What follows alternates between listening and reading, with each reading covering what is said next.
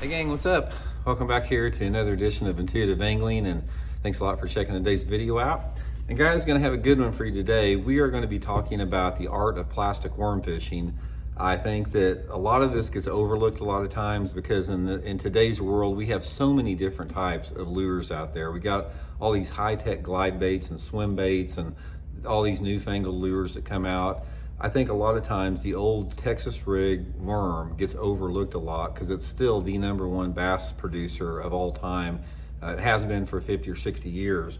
So guys, what I'm going to do today is I'm going to go over basically the 4 main categories of plastic worms and sort of give you guys some tips and advice on when each profile works better than others, a little bit with color stuff too. Because I think that not only, I think we all need a refresher course once in a while, but regardless of the skill level that you have in fishing, I think you're going to get something out of this video. So thanks for tuning in. And before we get started, guys, I want to invite you to please check out our shopping feature here on Intuitive Angling. When you click on the video, you'll see a thing that says View Products. And if you click on those are 30 products I list every day in there. And if you purchase one of those products off of those links, the channel gets a small percentage of that purchase. And it's a good way to support the content and the channel if you'd like to do that. So much appreciated.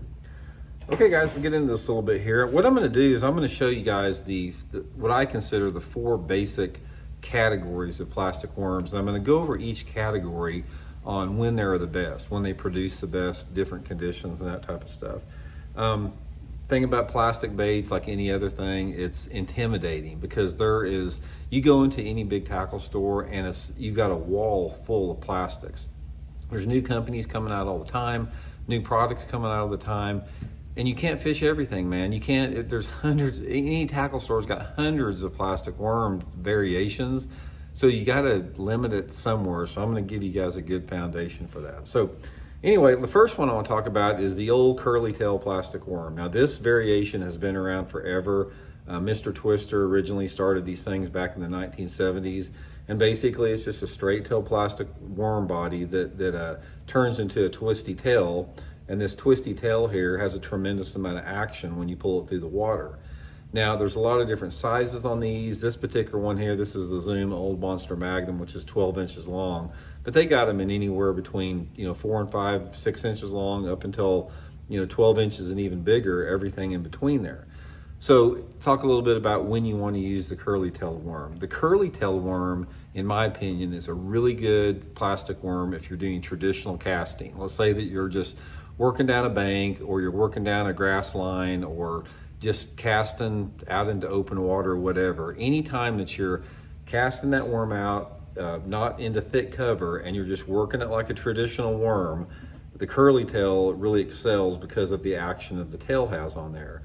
Now, there has been some situations where I've caught some fish flipping and pitching these, specifically the bigger worms in flooded cover. But for the most part, guys, my curly-tailed worm fishing is pretty much limited to when I'm fishing deeper water offshore. So say if I'm fishing ledges or deeper brush piles or maybe deeper grass beds, something usually in 10 to 25 foot of water is where I do best on the curly-tailed worm. So given that, the curly-tailed worm is probably one of my #1 choices in the summertime, because that's usually when I'm fishing a little bit deeper. And also, guys, one other time that a curly tail can work really good is around boat docks in the summertime too. I've caught a lot of fish on the docks there. So the next one is a straight-tailed worm. Now this is the Zoom, it's the Magnum trick worm here. This is the traditional trick worm, which is smaller here. It's one of the most famous worms out there. But in other words, it doesn't matter what the company name that makes them. This is just a larger diameter, straight-tailed plastic worm here. And this is, again, this profile's been around forever. The old cream worm was like this, which was one of the first lures out there.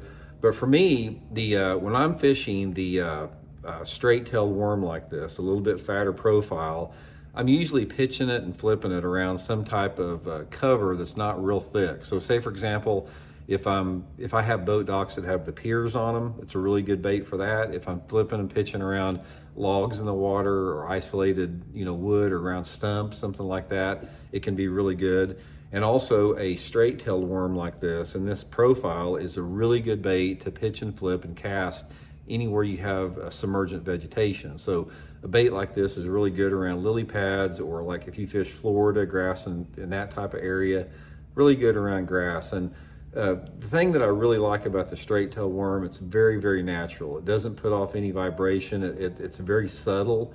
And that's why it's so successful, because it doesn't telegraph itself. It's just like a freshwater eel or a worm in the water, but this thing has been a producer forever. And along with that is the smaller diameter straight-tailed worm, which this is the Zoom trick worm. And this plastic worm in a situation is what I use for my finesse applications. Now, every worm that I'm talking about here, guys, I'm talking about Texas rig fishing. You know, just I'm sure everybody that watches this channel knows what a Texas rig is. I'm not talking about rigging these like on a shaky head or something, straight Texas rig. But when I want to finesse them out a little bit more, I go to the finesse worm, which is a straight tail, smaller diameter.